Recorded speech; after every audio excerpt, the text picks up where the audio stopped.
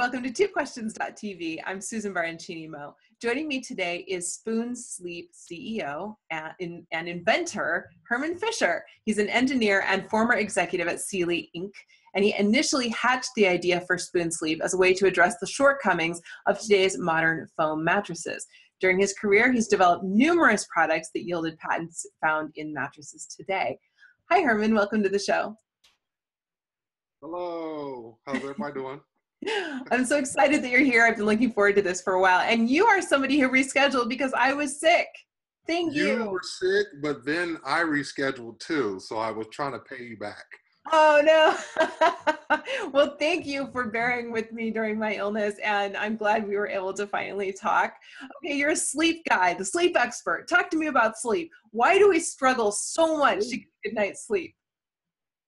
Oh man, there's a lot of different problems with sleep. I mean, a lot of times we kind of work ourselves to death. We kind of look at sleep as as a second passing. We're always on the go. Our lifestyle changes. We really don't understand, or at least a lot of people don't understand what the benefits of sleep are, and a lot of different issues around not having sleep is just simple things from memory loss to, and when I say memory loss, I'm just talking about logical thoughts in your day, not being able to pay attention, not being able to keep focus. I mean, these are just simple things, not only from that standpoint, but even from a dietary standpoint, and even, having health benefit issues. So obviously, the less you sleep, the less your immune system builds up and is able to obviously keep you healthy. So, I mean, people really generally look at sleep as, I'll get it when I get it, but it really should be kind of a primary function of your body. One of the things that it blows me away is that, when people look at sleep and they look at the value of a mattress, they'll actually go out and purchase a car for $10,000 or above. And they're only spending roughly, the American spends about 87 minutes in a car a day. And then you look at a mattress, and a lot of people won't invest in a mattress, and they spend up to 6 to 8 hours in a mattress. So, you have to look at sleep as being a primary function. It has to be super important to you. And you also have to understand the health benefits that surround sleep. Man, I'll tell you what, I invested in my mattress. I love it, but I won't say because it's probably not. It's not Spoon Sleep, but Not all right. yet. So it's a different brand, but okay. So I avoid caffeine all day long. I use a blue light filter on my electronics before bed, and I go to bed early. I get up early. I have a routine, but I still wake up at 3 a.m. and I'm not sure why. And a lot of my acquaintances and friends have the same problem. So why do we wake up in the middle of the night, and what are some things we can do to get a better night's sleep? Well, a lot of people, I mean, it obviously depends on the person, because there's a lot of different issues around sleep and some problems you can have. I mean, some people have undiagnosed sleep apnea. So, there's a lot of people that could be overweight, that you're having a problem with your breathing. So a lot of people, toss and turn, have sleepless leg syndrome. So there's a lot of different issues revolving around sleep that you would probably need to go to, someone to diagnose it. But, just some of the things that we do know is that, there's just simple routines that you can do. For instance, a lot of people are waking up in sweats in the middle of the night. And what's happening is you really have an evaporative cooling process in your system. So in other words, it's actually good to sweat, but it might not be that great to sweat in the middle of the night. Right. Obviously when you're trying to get sleep. So some of the people that ask me, well, how can I sleep better and how can I stay cool? Your body temperature obviously slows down, and you want to be able to sustain, a couple degrees lower than actually, because your body and your systems are slowing down. But at the same time, if your environment is higher or lower, you're not really going to get a great night's sleep. So I would say one of the most important things is obviously don't drink caffeine. There's a lot of different foods that you can eat to help you with your sleep. Some people don't even know that avocado is really a great, sleep food, what we call it. It's something that actually helps you, generate memory improvements and it helps the body overall. But there's a lot of foods that you can actually research to help you sleep. Another couple of things is that you have to walk away from your daily routine if you want to have a great night's sleep, because you can go to sleep thinking about 20 different things. And if you really are not focused on having a great night's sleep, you know, and I know it's hard. I mean, people have babies. There's a lot of people that are dealing with stress on their job, but you have to get in a position where you can try to manage your stress. So maybe looking at some crossword puzzles at the end of the night, maybe, you know, there's some deep breath exercises that you can take, you know, to help your abdomen, and, you know, just really focus on your breathing. And I would just say to really just kind of stick to a normal routine and make sleeping kind of your first priority. So. Okay, now go back to you said the evaporative, say that again, Evaporative cooling system. Yeah. That's basically when your body gets to a certain temperature, you know, your body and your skin retains water automatically. So from the humidity in the air, it automatically grabs in the pores of your skin. And so when you actually get to a point where you are doing something intense or even could be stressed, you'll start to sweat. So what I'm trying to say is you can help yourself by managing your stress and managing your evaporative cooling system.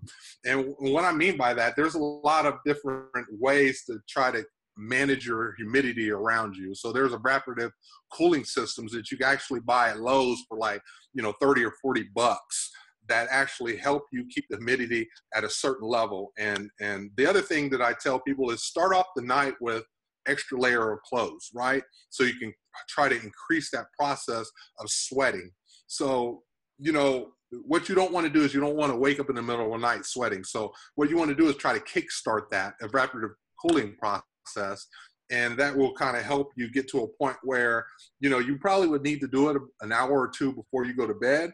But at the same time, when you're ready to go to bed, your body obviously has started to sweat. You feel a lot cooler, and you obviously don't want to, you know, wake up in the middle of the night with these different types of cooling issues. And the other thing is actually could be your bed. I mean, a lot of people have, you know, problems with memory foam, and they usually tend to sleep a lot hotter.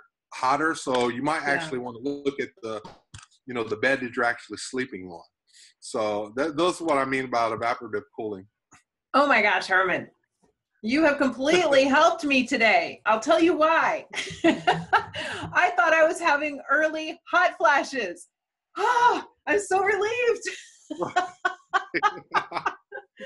Whew, all right. So I just need to deal with this evaporative okay, I'm going to Lowe's. Yeah, all right. And you can look it up and it's actually you know, a process that people go through, and they really don't understand that their body actually needs the sweat, and that you actually retain humidity, you know, in your pores. So like I said, you just got to kickstart it. You might even want to try to exercise maybe 3 hours prior to going to bed. Just get yourself to a point where you get a quick sweat. Don't have to drench yourself, but just get to a point where your heart's beating a little bit faster. Like I said earlier, just get that kickstart going. Put a couple layers of clothes in. You know, also you want to probably wear loose-fitting clothes. A lot of people start to like to wear the nylons that hug their body, but that's one of the reasons why, you know, you're cleansing your body, so actually you're creating heat. Even though it's kind of a cooling system and they use the moisture wicking clothing, at the same time your body doesn't realize that, because you're shutting down, and your system is shutting down by a couple of degrees. So wearing loose-fitting clothes also can help as well. That's so interesting. All right. So what is Spoon Sleep? Tell us about that. Spoon Sleep is a brand that we've been in business for about 3 months now. We started in August. So what I actually did was I came up with a patentable idea when I was working at my prior job. I ran across some foam that was used under rail cars to dampen vibrations. What? And it was I had an epiphany. I said, wonder if we took this foam and actually put it in the bed. At the time, you know, the foam was heavy in density, so it was like as hard as a table, but at the same time, it had a lot of spring value.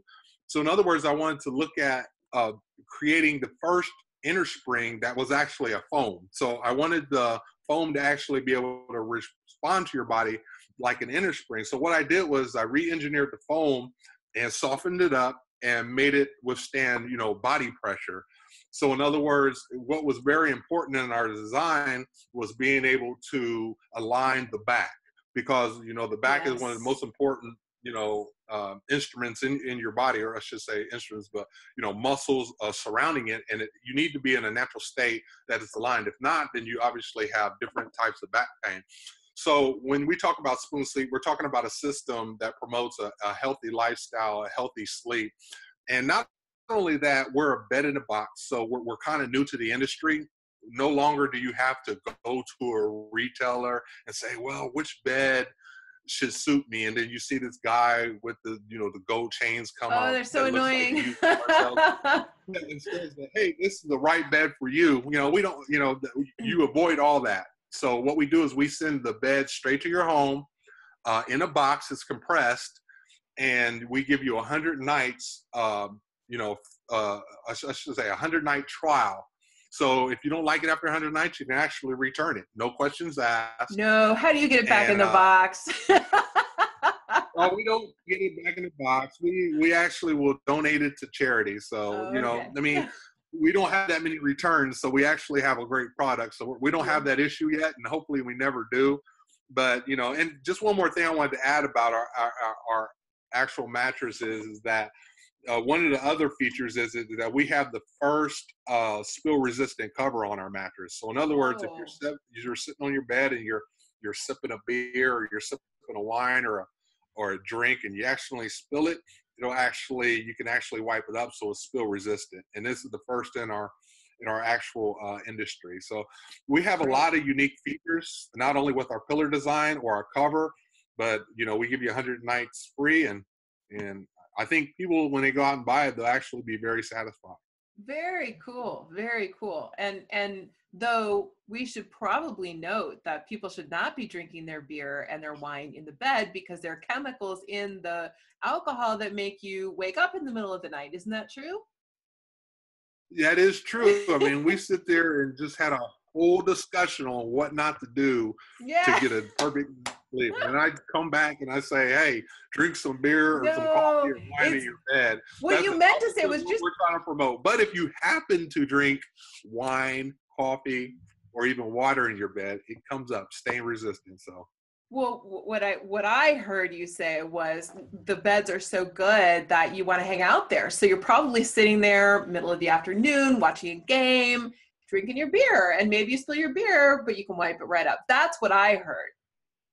Yeah, and you're right. And people don't realize that, you know, you're spending a lot of time in your bed. I mean, you can actually be, you know, playing with your kids. You could be crying. You could be, you know, eating popcorn. You could be just sitting there streaming on Netflix. It's a big part of your life. So what we're telling people is go out and make the investment. And we design the actual sleep system, our spoon sleep system, around the lifestyle. So, you know, if you're going out in the morning and you're changing clothes and you're laying everything on your bed, our bed can actually withstand that. I will say investing in your bed is very important, and I'm very glad that I had the chance to talk to you. Thank you so much for being on the show today.